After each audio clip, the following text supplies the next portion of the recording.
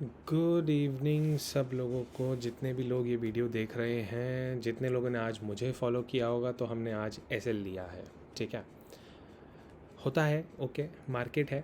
But view negative था, हम profit में भी थे बट बुक नहीं किया तो हमने थोड़ा एसएल ले लिया। बट ठीक है, चलता है। आफ्टर ऑल मार्केट है, कभी ना कभी तो एसएल लगेगा। समझो वो आज लग गया हमारा। ठीक है ना। तीन चार चीज़ें देखने लायक है बैंक निफ्टी में। देखो, एक सीधी सिंपल सी बात है। अब मैंने मेरा सारा ये हाइड करके रखा है। अब हम बात करते हैं सिर्फ़ और सिर्फ हमारे प्राइस स्ट्रक्चर पे। ठीक है, हमें दिख रहा है कि ये एक पोल है, ये एक फ्लैग है। ठीक है, हमें दिख रहा है फ्लैग के ऊपर ब्रेकआउट तो मिल चुका है, एक बार रीटेस्ट हुआ है। बट अगर ज़्यादा बुलिश चीज़ें होती हैं, ब्रेकआउट ज़्यादा स्ट्रॉन्ग होता है, तो ये चीज़ इतने विग बना के ना नहीं चलती है कभी भी। जैसे ये स्ट्रॉन्ग कैंडल चलती जाती है ना, वैसे होता है। तो बुलिशनेस तो आ रही है बट कंसोलिडेशन करने के बाद में आ रही है। मतलब सीधा है कि इस चीज़ में उतना स्ट्रेंथ नहीं दिख रहा है, एटलीस्ट मुझे नहीं दिख रहा है। ठीक है, ये जो सब लोग कह रहे थे कि हाँ बुलिश नहीं जाना चाहिए, नहीं जाना चाहिए, तो ये क्या होता है जब स्ट्रेंथ होती है ना किसी चीज़ में। मैं आपको एक चीज़ें सिर्फ एक सिंपल तरीके से समझाने की कोशिश करता हूँ। टाइम फ्रेम वही रखा है, इसको बोलते हैं हम लोग स्ट्रेंथ, अगर आप समझ पा रहे हो तो। ठीक है, फिर यहाँ पे थोड़ा कंसोलिडेशन के बाद में 36,000 से स्लो एंड स्टेडीली ना उस चीज़ में स्ट्रेंथ जाने लग गई थी। और जितने टाइम हम यहाँ पे थे तो बड़ी बड़ी कैंडल जैसे यहाँ आपको दिख रही है, यहाँ कहीं पूरी रैली में उतनी बड़ी सेल ऑफ कैंडल नहीं दिखी है कोई भी, कंपेयर टू। आप अगर मैं मार्किंग करूँ, मैं एक साइकोलॉजी टर्म से बात कर रहा हूँ आपसे, बाकी कुछ नहीं सिखाना है मुझे आज।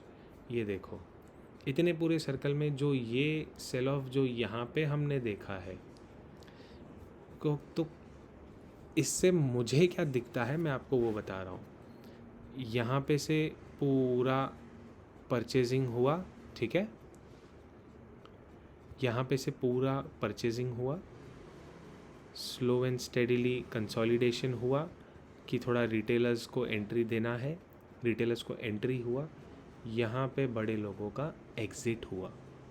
उसके बाद थोड़ा और ऊपर ले जाया गया कि सेंटीमेंट पॉजिटिव है, क्योंकि यहाँ पे तो सिर्फ बुकिंग हुआ, जो यहाँ से माल लॉन्ग हुआ था ना, यहाँ पे वो चीज़ प्रॉफिट बुकिंग हुआ। अब जब फ्रेश शॉट बनाना है तो वो इसी लेवल के आसपास से बनेगा ना। और वो कैसे बनेगा? जब रिटेल ट्रेडर किसी चीज़ को बाय करेगा, क्योंकि अगर एचएनआई सेल करेगा तो उसको चाहिए वॉल्यूम, किसके लिए? बाइंग साइड के लिए। तो जब वो लोग सेल करते हैं ना तो कोई ख़रीदार तो होना चाहिए, नहीं तो वो धड़ाम से गिर जाएगा। तो उनको वो क्या कहते हैं, एवरेज रेट नहीं मिल पाता है। अब इस चीज़ से क्या हुआ ना, स्लो एंड स्टेडीली धीरे धीरे धीरे धीरे वो लोगों ने अपनी पोजीशंस बनाते गए हैं सेलिंग साइड में।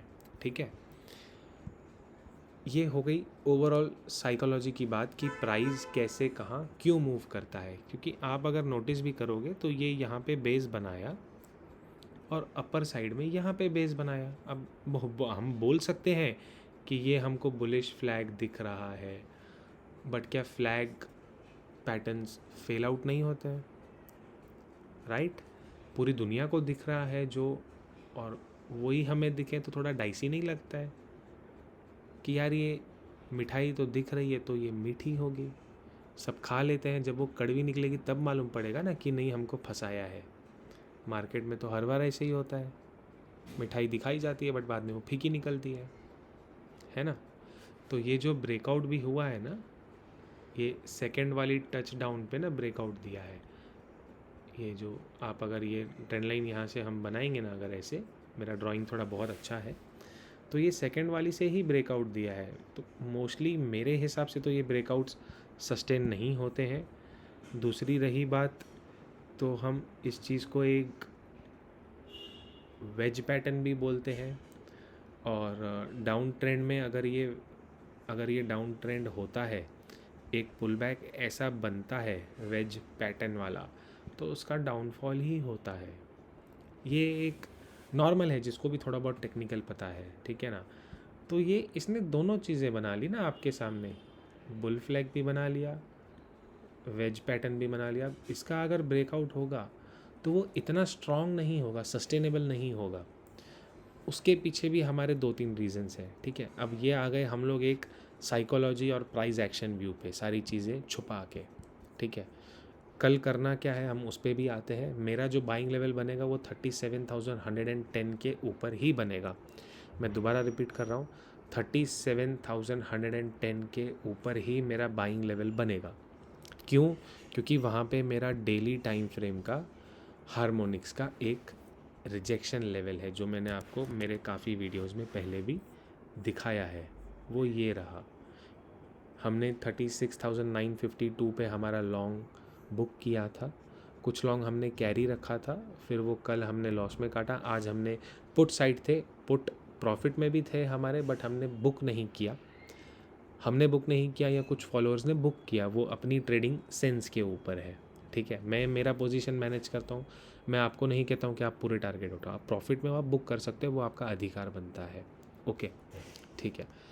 37,113 या 120 पकड़ो, इसके ऊपर ही मैं लॉन्ग जाऊँगा, तब तक मैं लॉन्ग जाने वाला नहीं हूँ। 3-4 चीज़ें हैं उसके पीछे, मैं वो भी आपको समझा देता हूँ। डेली टाइम फ्रेम का जो सपोर्ट है वो बहुत नीचे है, एटलीस्ट 1000 पॉइंट्स, मैक्सिमम 2000 पॉइंट्स नीचे है इस एरिया से जहाँ पे हम अभी हैं। तो इतना दूर सपोर्ट के तो कभी नहीं चल पाती है चीज़ें, ठीक है। जो नॉर्मल सपोर्ट है जो लेके चलना चाहिए, जैसे ये वाला है, वैसे ये वाला है, फिर तीसरा आएगा, ठीक है। तीसरा भी आएगा, बैंक निफ्टी आफ्टर ऑल ऊपर ही जाएगी, लेकिन एक डिप बहुत ज़्यादा ज़रूरी है। हम यहाँ पे भी देख सकते हैं कि ये जैसे डिप लिया था, तो ये डिप हमको यहाँ पे भी एक चाहिए, ठीक है।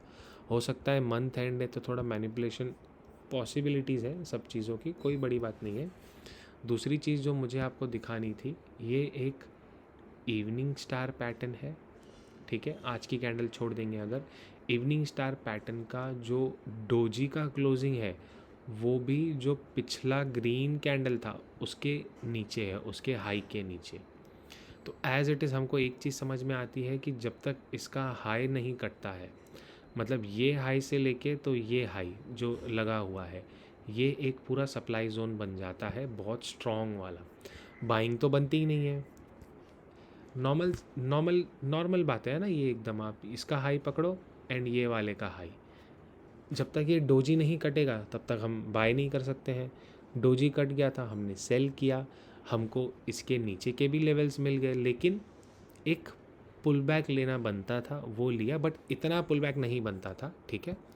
तो आज यहाँ पे शॉर्ट वालों को ट्रैप किया है कि बुलिश मोमेंटम है, बुलिश मोमेंटम है। हो सकता है कल फ्लैट ओपन होके हल्का ऊपर जाके और ऐसा डिप दे दे, हो सकता है फ्लैट ओपन होके यहीं पे क्लोजिंग दे दे बीच में इसी कैंडल के, एंड देन इनसाइड कैंडल बनाने के बाद में पॉसिबिलिटीज़ है फ्राइडे को ब्रेक डाउन दे दे।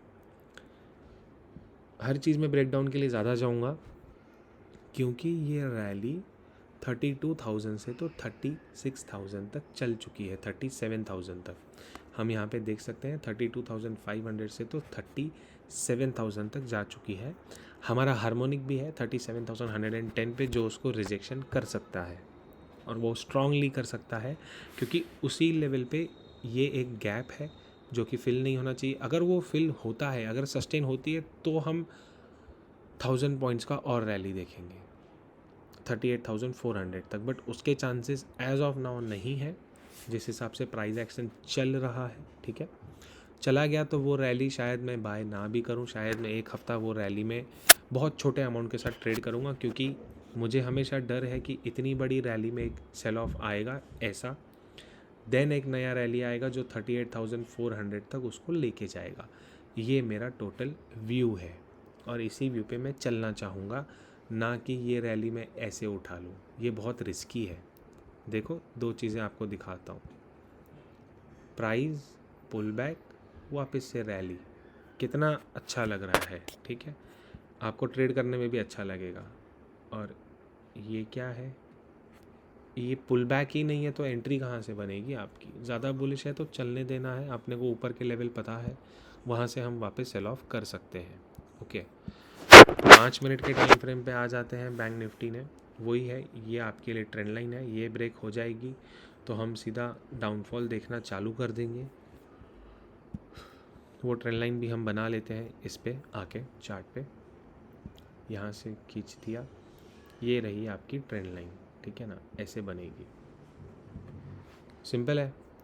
इसी का अगर हम हायर एरिया बना के देखते हैं कि क्या हो रहा है इसके हायर पार्ट में, तो कुछ काइंड ऑफ ऐसा, या फिर और एक चीज़ बन सकती है। ये मैं या फिर पे क्यों कहता हूँ, क्योंकि मैं आपके साथ में सारी चीज़ें लाइव चेक करता हूँ। ये चैनल पैटर्न भी चल सकता है, ठीक है, बट ये इतना नहीं, ना ना ना, ये भी नहीं जमेगा इतना ज़्यादा, ये भी गलत है मेरा चैनल पैटर्न, सॉरी। हाँ, ये एक चैनल पैटर्न हम चला सकते हैं कि हाँ यहाँ से हर बार रिजेक्शन है ठीक है, तो ये आप एक चैनल पैटर्न देख सकते हो, और इसको राइजिंग वेज ही बोलेंगे एक प्रकार का। तो ये चल चल के ऐसे ब्रेकआउट नहीं दे देगा, ऐसे ब्रेकआउट दे देगा तो वो बस टॉप बनने की तैयारी है, ठीक है। तो मैं नहीं हाथ डालूंगा उसमें, मैं सेलिंग का वेट करूँगा आज के बाद थोड़ा सा।